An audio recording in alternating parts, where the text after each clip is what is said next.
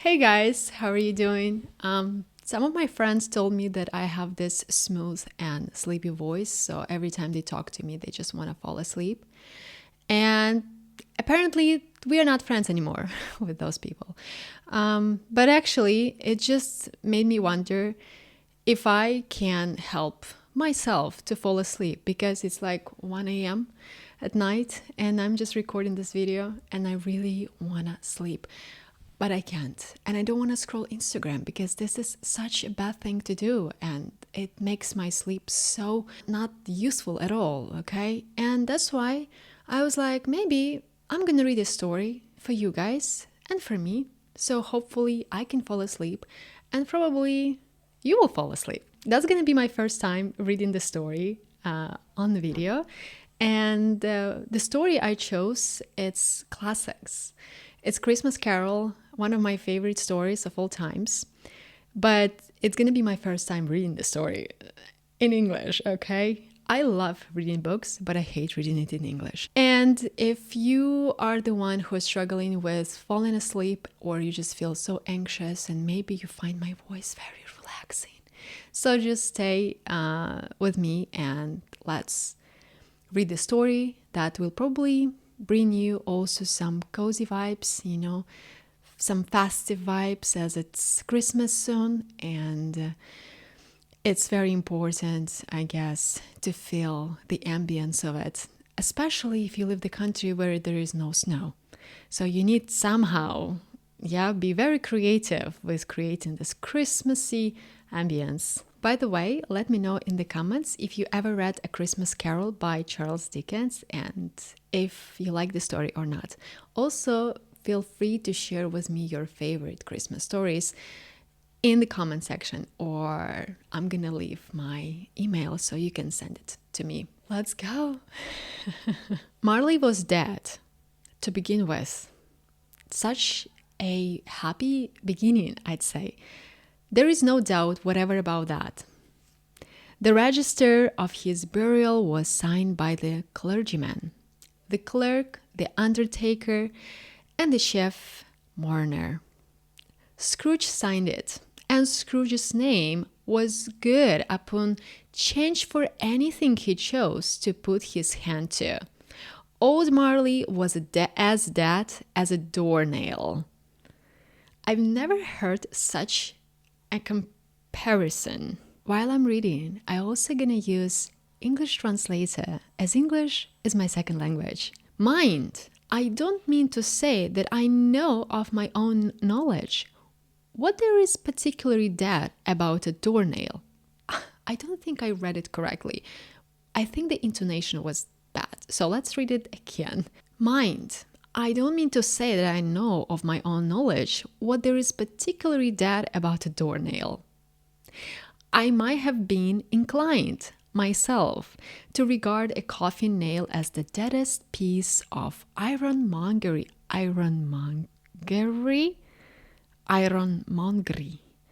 in the trade. But the wisdom of our ancestors is the oh my gosh, I have to stop reading in English. Like I'm almost giving up, okay? Again, but the wisdom of our ancestors is in the but the wisdom is but the wisdom of our ancestors is in the simile.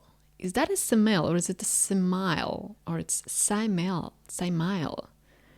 I don't know, but it feels like someone wanted to write smile, but just was wrong, okay? And my unhallowed hands shall not disturb it, or the country's done for. You will therefore permit me to repeat empathically that Marley was as dead as a doornail. I think we've read it already. I guess Charlie wants to make sure that we really got it. Scrooge knew he was... Oh, no. Scrooge knew he was dead? Of course he did. Where was I? Oh, okay. How could it be otherwise? Scrooge and he were partners for I don't know how many years. Scrooge was his sole executor, his sole administrator, his sole assign, his sole residuary legiti, his sole friend and sole mourner.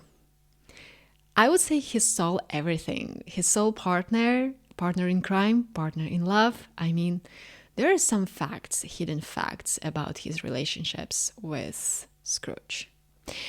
And even Scrooge was not so dreadfully cut up by this sad event, but that he was an excellent man of business on the very day of the funeral, and solemnized it with an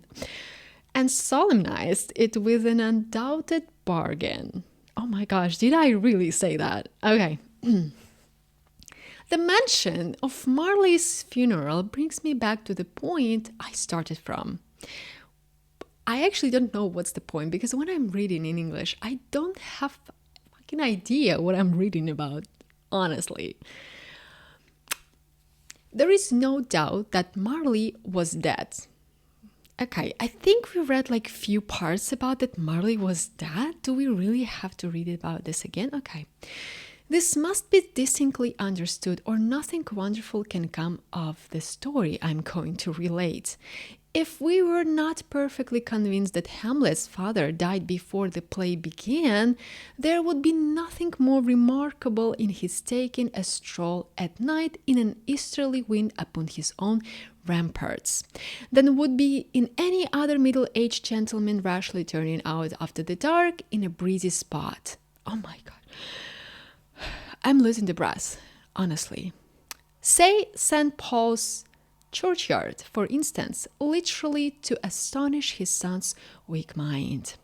Guys, I hope you understand what I'm just telling you, okay? Because I have no idea.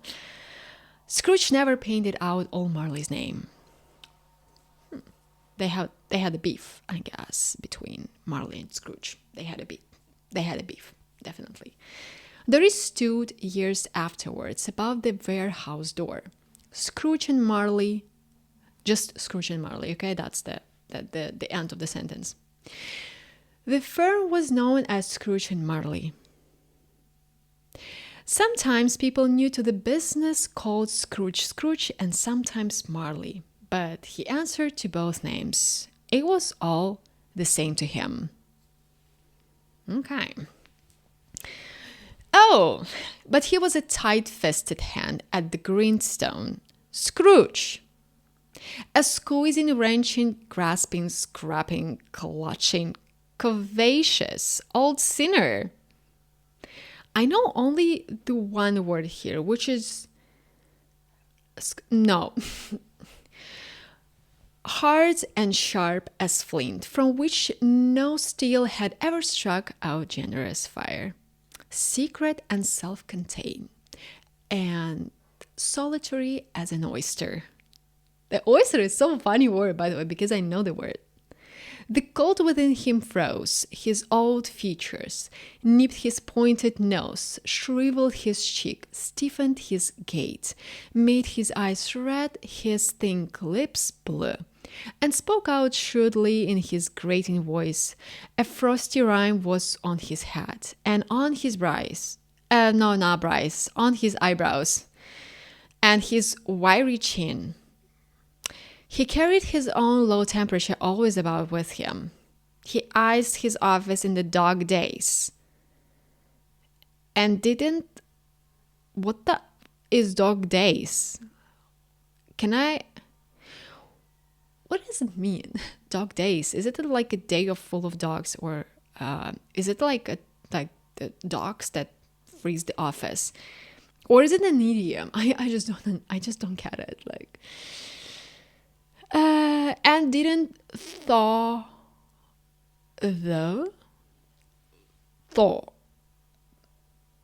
it's 1 degree at Christmas. External heat and cold had little influence on Scrooge. No warmth could warm. No wintry weather chill him. He's so emotionless. No wind that blew was bitterer than he. No falling snow was more intent upon its purpose. No pelting rain less open to entreaty. Full weather didn't know where to have him.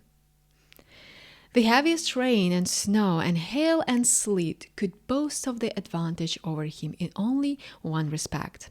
They often came down handsomely, and Scrooge never did. You know, when I'm reading this, it sounds to me like Kurubina pula, forobida lula, right to stop temptation, something like that, like the language that doesn't exist. Yeah, I'm so sorry for the mistakes, but you're so free to let me know in the comments that, Margot, you don't have to read ever again. Totally understand. Okay, where were we? Scrooge never. Oh my gosh, how long was it? Oh my god, I'm reading already for 10 minutes. That's so overwhelming, and my back hurts so bad. Oh my gosh, should I wear a corset when I read in the story? I guess I should, because that's I have to take care of me, as I'm pretty aged woman. Where were we? Okay, handsomely, and Scrooge never did. Nobody ever stopped him in the street to say, with gladsome looks, "My dear Scrooge, how are you? When will you come to see me?" No beggars implored him to bestow a trifle. No children asked him what it was o'clock. No man or woman ever once in all his life inquired the way to such and such a place of Scrooge.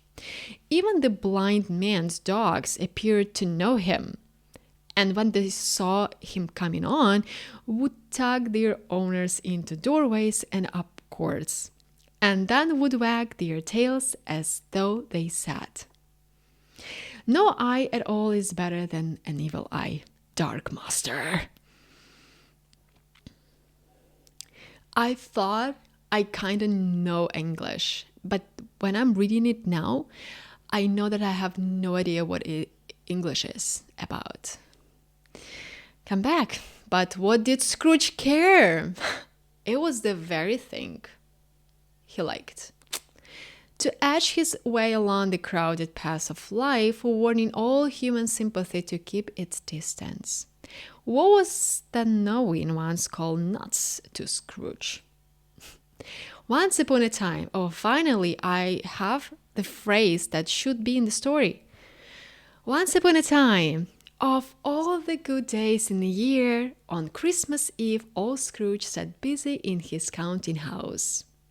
It was cold, bleak, beating weather, foggy withal, and he could hear the people in the court outside go whizzing up and down, beating their hands upon their breasts, and stamping their feet upon the pavement stones to warm them. To warm the stones? Okay. The city clocks had only just gone 3, but it was quite dark already. It had not been light all day, and candles were flaring in the windows of the neighborhood offices. Can I drink coffee? Actually, I'm about to not sleep. I think after my English, after me reading the story, I'm about just to stay up all night. Okay. No. That's nice. Come back. Where were we?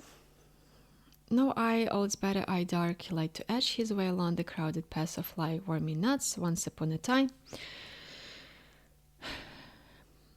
Something with the stones. Something they had to warm the stones. Okay. The city clocks had only just gone 3, but it was quite dark already. It had not been light all day, and candles were gone. No, I messed this part.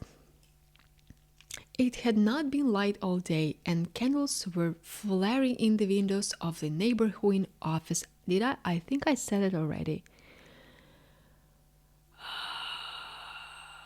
Let's say it again. The city clocks had only just gone 3, but it was quite dark already. It had not been light all day, and candles were flaring in the windows of the neighborhood offices, like ruddy smears upon the palpable brown air. The fog came pouring it and the fog came pouring in at every chink at keyhole. Please do not put in and add in the same sentence, okay? Like together, because in every, I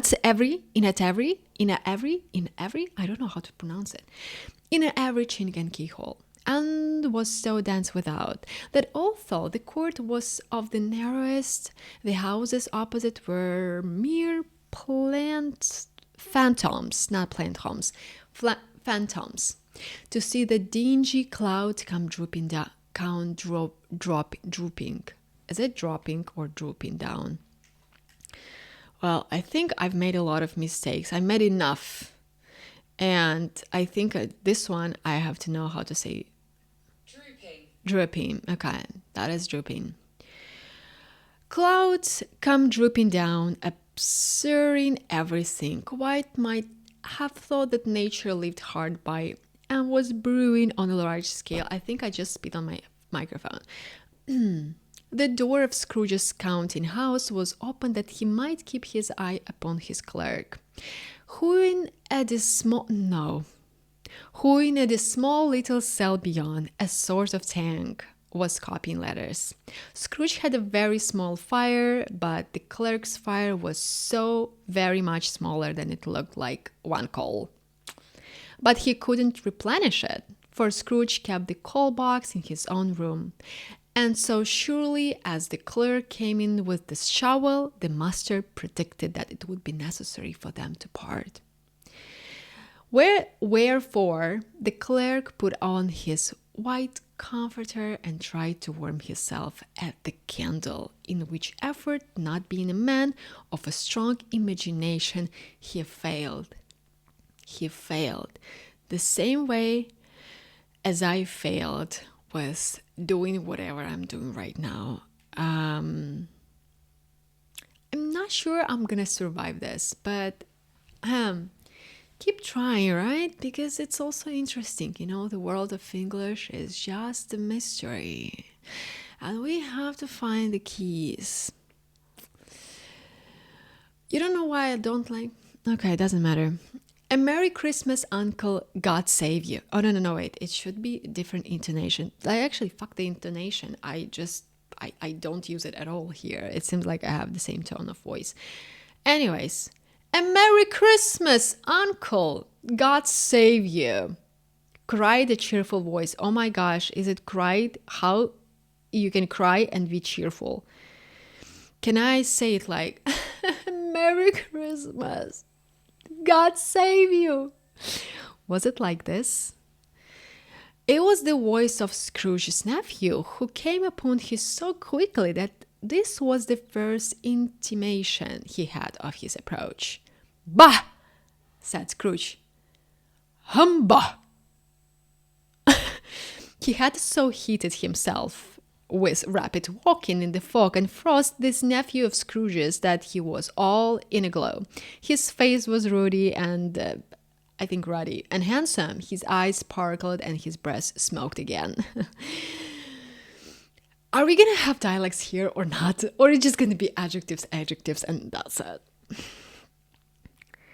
Christmas, a humbug, uncle. Wait, that the child who says that. If it's a nephew, his nephew was a child or... No, I think he was not a child. Okay.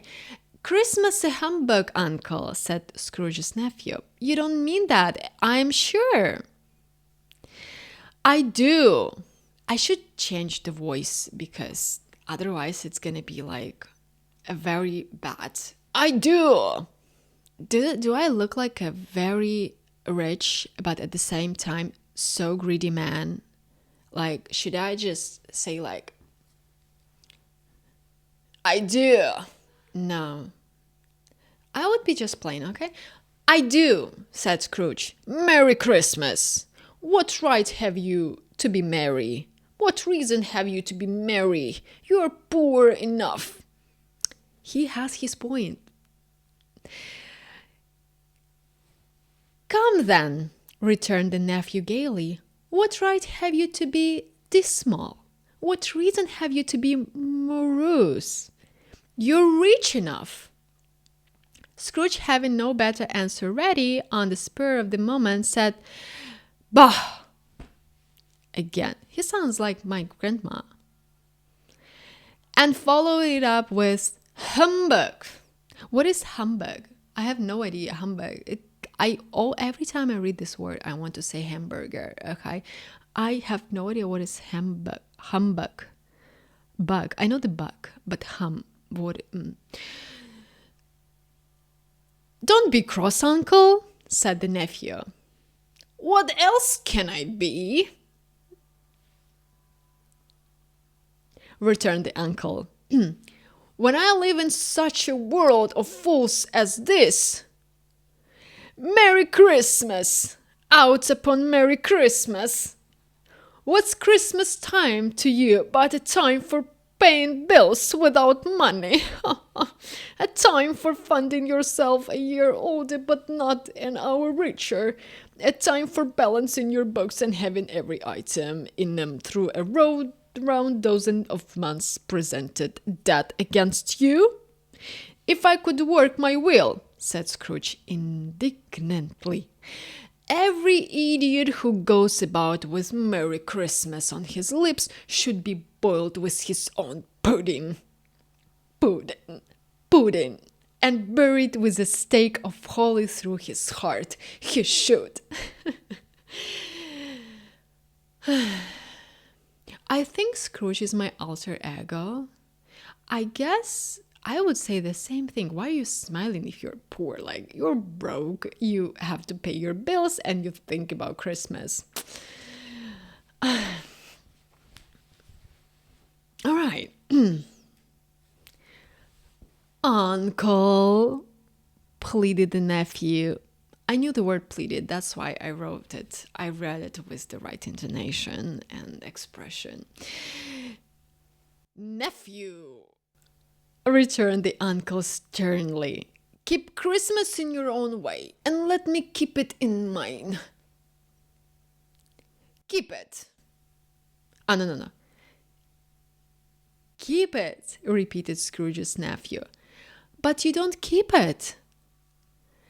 Let me leave it alone then, said Scrooge. Much good may it do you, much good it has ever done you. I can't read the Scrooge voice like this because, look, I can't survive it, okay? It's just, it's damaging my voice things here. Should I be like just less Scrooge? Can I? Okay. Where were we? Much good may it do you, much good it has ever done you. Oh no, I'm sorry, I spoiled it. Wait. We skipped one line. Keep it, repeated Scrooge nephew, but you don't keep it. Oh, yeah, that's the second line. Let me leave it alone then, said Scrooge. Much good may it do you, much good it has ever done to you. Ever done you. There are many things from which I might There are many things from which I might have derived good, but which I have not profited, I dare say, returned the nephew. Christmas among the rest. But no, that's the Scrooge's part, I guess. You know, remember I told you where are the dialects? I think I'm good with skipping them. Who says that?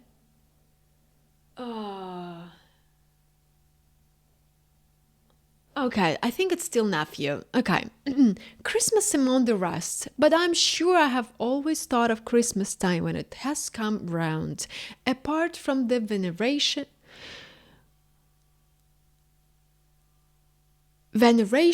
due to its scared name and origin. If anything belonging to it can be apart from that, as a good time, a kind, forgiving, charitable, pleasant time, the only time I know of in the long calendar of the year, when men and women seem by one consent to open their shut-up hearts freely, and to think of people below them as if they really were fellow passengers to the grave. I sense something dark in here. I don't get the sense, but I sense that it's something dark. And not another race of creatures bound on their journeys. And therefore, uncle, though it has never put a scrap of gold or silver in my pocket, I believe that it has done me good and will do me good. And I said, God bless America. No, he says, God bless it. It's Charles Dickens. He would probably said, God bless the UK. Because, Charles Dickens, if he is from the USA, born in Portsmouth, England. So he's English novelist. Good. I was right. It's good that I studied at school, And I say God bless it. Good. The clerk in the tank involuntarily. The clerk in the tank involuntarily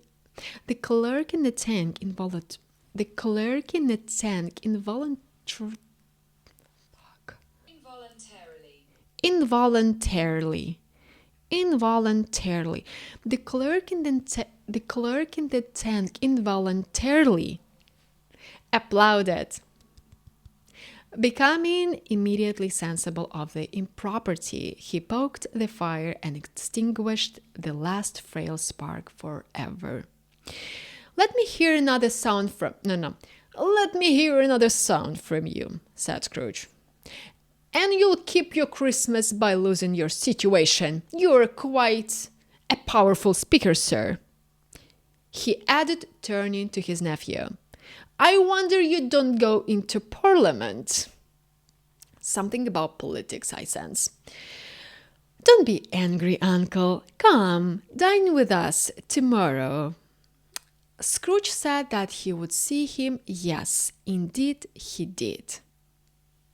He went the whole length of the expression and said that he would see him in that extremity first. But why? Cried Scrooge's nephew. Oh, no, wait. But why? Cried Scrooge's nephew. Why?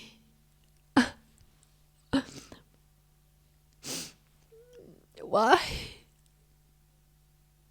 Why did you get married? Oh, no, that's Scrooge. Why did you...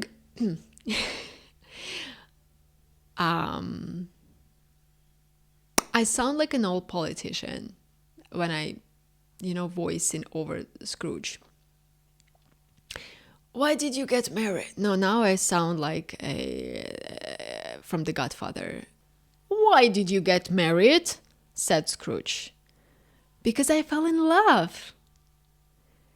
Because you fell in love? Growled Scrooge. I don't know what this growl means, so I just impersonated it my own way.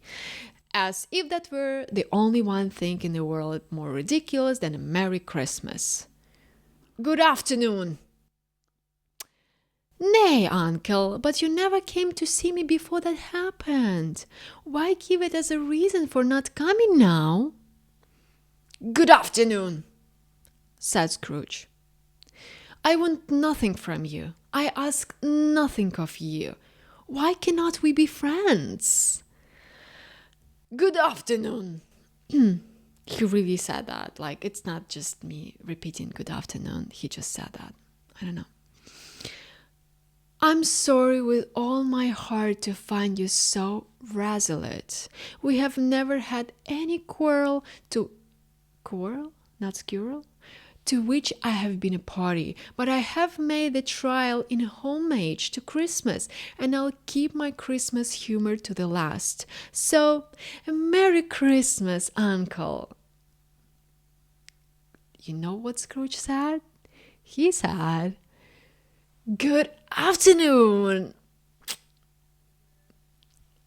and a Happy New Year. Good afternoon, said Scrooge. I have to work on Scrooge's voice. It's just so disgusting. His nephew left the room. I would have done it too. Okay, if someone told me good afternoon when I said Merry Christmas, I would leave the room too without an angry word. Well, maybe not exactly like this, but yeah. North wind. Oh my gosh.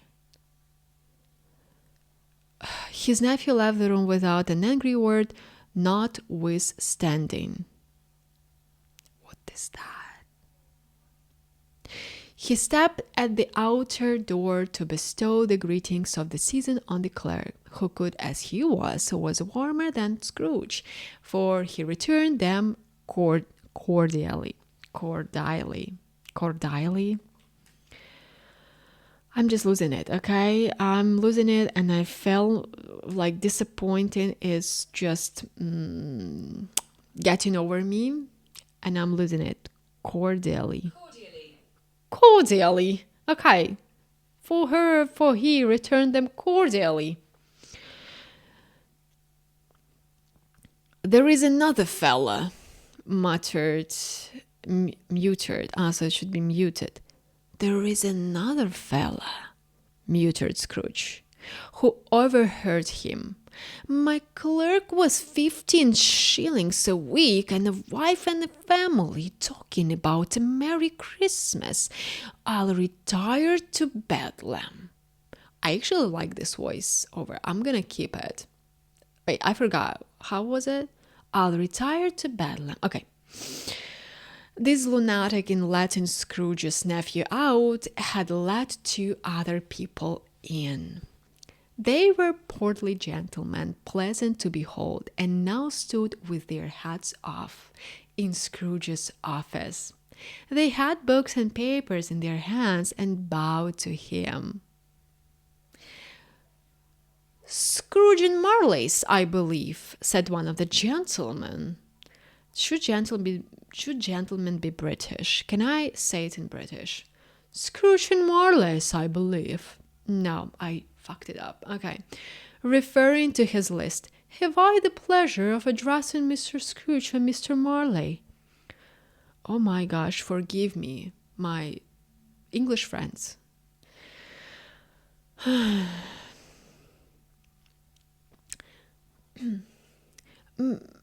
Mr. Marley has been dead this 7 years, Scrooge replied. He died 7 years ago, this very night. Oh yeah, the voice is so disgusting, so even I feel so disgusted about myself when I read it. We have no doubt his liberality is well represented by his surviving partner, said the gentleman presenting his credentials. It certainly was. For they had been 2 kindred. It certainly was, for they had been 2 kindred spirits at the ominous word liberality.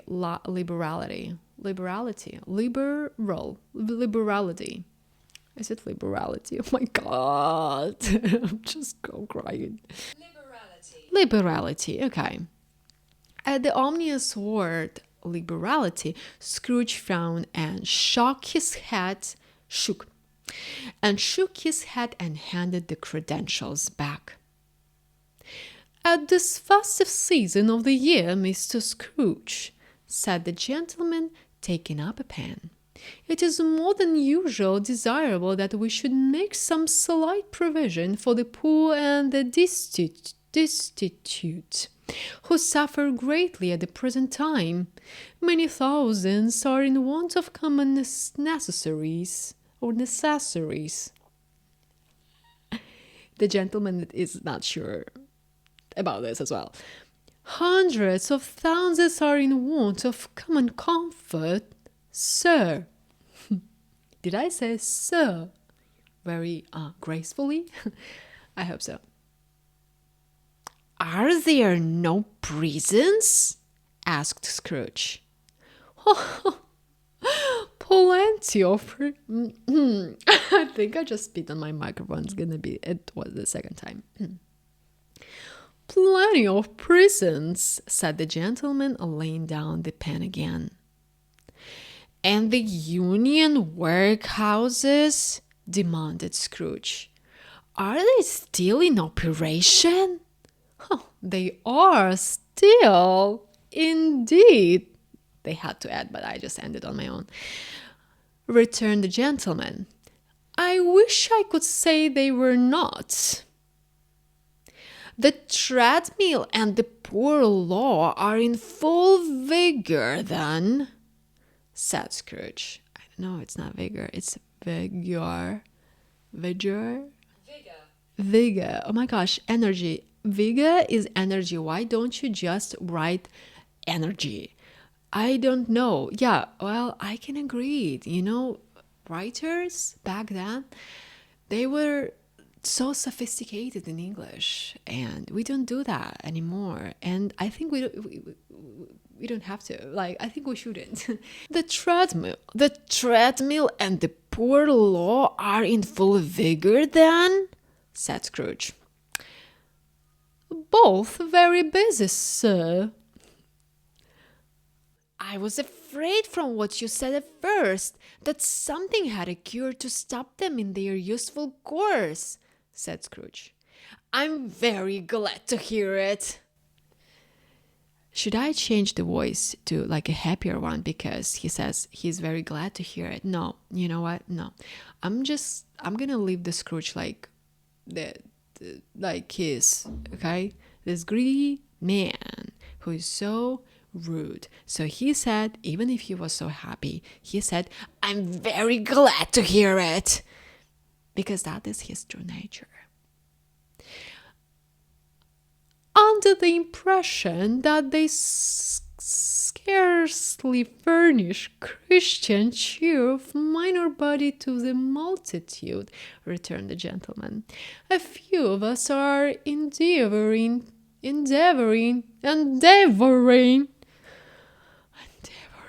That's so embarrassing. Endeavoring, I was right. I just have to trust myself, okay? I have to trust myself with saying the words in English like out loud because I'm very insecure.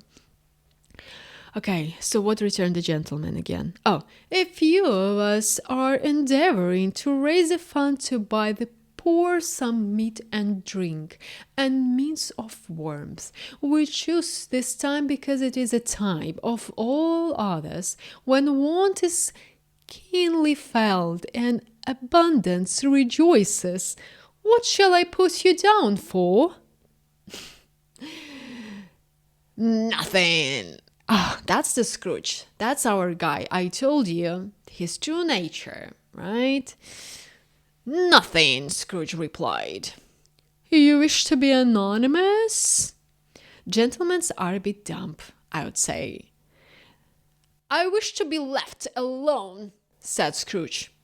Since you ask me what I wish, gentlemen, that is my answer. I don't make merry myself at Christmas, and I can't afford to make idle people merry. I help to support the establishments I have mentioned.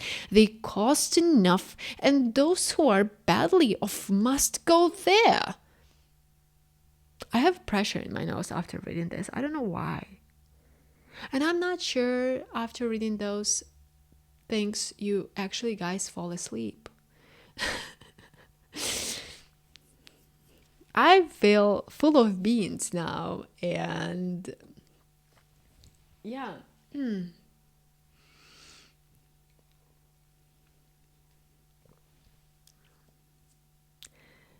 It's that time when you just enjoy the silence. It's like it's been, how long has it been? It's been, oh my gosh. It's been like almost 50 minutes of me reading this, and I've never ever in my life not lived, never ever in my life read English book for 50 minutes straight. I ask myself if I still love the Christmas carols after that, but I do still love it. Maybe not in my interpretation. Let me know, guys. How do you feel? Are you okay? Generally, okay. All right, let's read. Let's continue reading this because I think that something is going on, okay, between those gentlemen and the Scrooge. It's like yeah. Well, okay. Yeah, let's read it. Many can't. I wish to be anonymous. Yeah, I have mentioned that cause enough. Many can't go there, and many would rather die. If they would rather die, said Scrooge, they had better do it and decrease the surplus population. Besides, excuse me. Oh my gosh, that's the first time he said sorry, like, excuse me. I don't know that. But you might know it, observed the gentleman. It's not my business, Scrooge returned. It's enough for a man to understand his own business and not to interfere with the other people's. Mine occupies me constantly. Good afternoon, gentlemen. All right. Seeing clearly that it would be useless to pursue their point, the gentleman withdrew. Scrooge resumed his labors with an improved opinion of himself, and in a more facetious temper than was usually with him. Meanwhile, the fog and darkness thickened so that people ran about with flaring links, proffering their services to go before horses in carriages and conduct them on their way. The ancient tower of a church, whose gruff old bell was always peeping slyly down at Scrooge out of a Gothic window in the wall, became invisible and struck the hours and quarters in the clouds, with tremulous vibrations afterwards, as if its teeth were chattering in its frozen head up there. The cold became intense. In the main street, at the corner of the court, some laborers were repairing the gas pipes and had lighted a great fire in a brazier, round which a party of wrecked men and boys were gathered, warming their hands and winking their eyes before the blaze in the rupture. Everything is so blurred in front of my eyes. I think I just don't know what I'm reading anymore. Not like I knew that, but now it's just so blurred and I'm just going with the flow, okay? And the brightness of the shops where holly sprigs and berries crackled in the lamp heat on the windows made pale faces ruddy as they passed. Poulterers and grocers' trades became a splendid joke, a glorious pageant with which it was next to impossible to believe that such dull principles as bargain and sale had anything to do. The Lord Mayor, in the stronghold of the mighty mansion house, gave orders to his 50 cooks and butlers to keep Christmas as of the might know as a Lord Mayor's household should. I'm just losing track of phrases. I read one phrase and then I just skip to the fifth one. So I'm not sure if you guys following whatever I'm reading. But if you're not following and you just listen to it as your background video, that's fine. You're not gonna notice a difference. You just hear the voice tone that changes sometimes, and maybe some mistakes as well. But if you do follow the story, I'm so sorry for you. I really am. So the Lord Mayor, in the stronghold of the I don't know where I'm reading anymore. The poulterers and grocers' trades became a splendid joke, and possible that such dull principles are bargained. The Lord Mayor, on the stronghold of the mighty mansion house, Keep reason as the Lord may hold. Okay. And even the little tailor, whom he had fined 5 shillings on the previous Monday for being drunk and bloodthirsty in the streets, steered up tomorrow's pudding in his garret, while his lean wife and the babies sallied out to buy the beef. Sell it out to buy the beef. I have a question. People who speak English like it's your mother language. Do you know all the words? Just curious, okay? Because yeah, like do you also know all the words? And even if you don't know the word, like would you guess the meaning of it? Just interesting. Foggier yet and colder, piercing it's not the gentleman's line, so we just read it. Foggier yet and colder, piercing, searching, biting cold. If the god Saint Dunstan had but nipped the evil, I spit it the 3rd time. If the god Saint Dunstan had, is it Dunstan? It's Dustin. If the god Saint Dunstan had but nipped the evil spirit's nose with a touch of such weather as that, instead of using his familiar weapons, then indeed he would have roared to lusty purpose. The owner of one scan young nose gnabbed,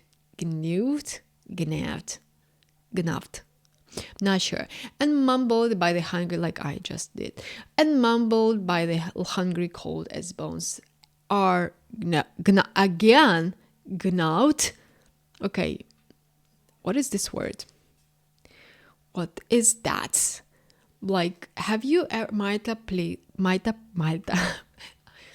I can't speak anymore. Okay, that's what happens when you speak the second language. All the time. It's just like you forget your own. It just you sound like an idiot. That's what happens. Gnawed. No, it's gnawed. Is that American English? I'm not sure. It sounds so British.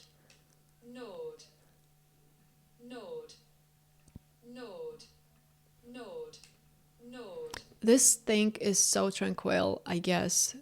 This the one that will make me fall asleep. Gnawed, okay. As bones are gnawed by dogs, stoop down at Scrooge's stoop down. What is that? I think it's stopped. Yeah. Stopped down at the Scrooge's keyhole to regale him with a Christmas carol, but at the first sound of "God bless you, merry gentlemen, may nothing you dismay," Scrooge seized the ruler with such energy of action that the singer fled in terror, leaving the keyhole to the fog and even more congenial frost. I think something happened and I just missed the point, because why everyone is just running away. And yeah, is that maybe I supposed to read the phrase "God bless you, merry gentlemen" in a more disgusting way? May nothing you dismay. I think it's about the word dismay that makes them all. Oh yeah. May nothing. No, it's good. Well, okay, you know what? That's fine. At length, come back. Scrooge seized the ruler with such energy of action that the singer fled in terror, leaving the keyhole to the fog and even more congenial frost. At length the hour of shutting up the counting house arrived. With an ill will, Scrooge dismounted from his stool and tacitly admitted the fact to the expectant clerk in the tank, who instantly snuffed his candle out and put on his hat. "You'll want to all die." No, not all die.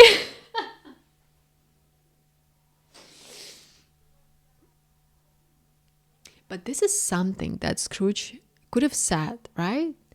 "You won't all die tomorrow." But he said not that. He said, "You'll want all day tomorrow, I suppose," said Scrooge. "If quite convenient, sir." It's not convenient, said Scrooge, and it's not fair.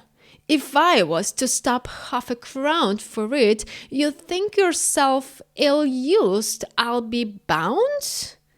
The clerk smiled faintly. And yet, oh no. And yet, said Scrooge, you don't think me ill-used when I pay a day's wages for no work. The clerk observed that it was only once a year. A poor excuse for picking a man's pocket every 25th of December, said Scrooge, buttoning his greatcoat to the chin. But I suppose you must have the whole day. Be here all the earlier next morning. Scrooge kinda reminds me of my ex-boyfriend, ex-boss. Yeah.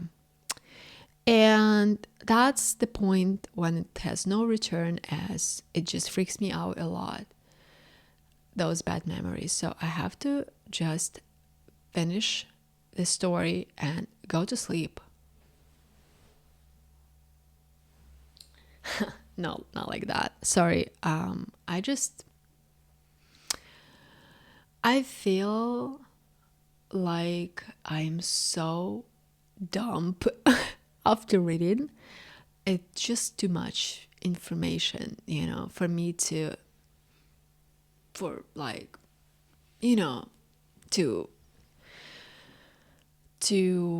analyze. And yeah, guys, I think I'm gonna go to sleep because, well, somehow it's not like my voice made me feel sleepy, but it's more like the exhaustion made me feel sleepy. And I think I'm gonna just go to sleep. But you guys, let me know, how horrible was it? Okay, in a scale to 10. And if you'd like me to make you even suffer more, let me know in the comments. So I'm gonna do a second part. All right, see ya. Have a good night or not. Bye.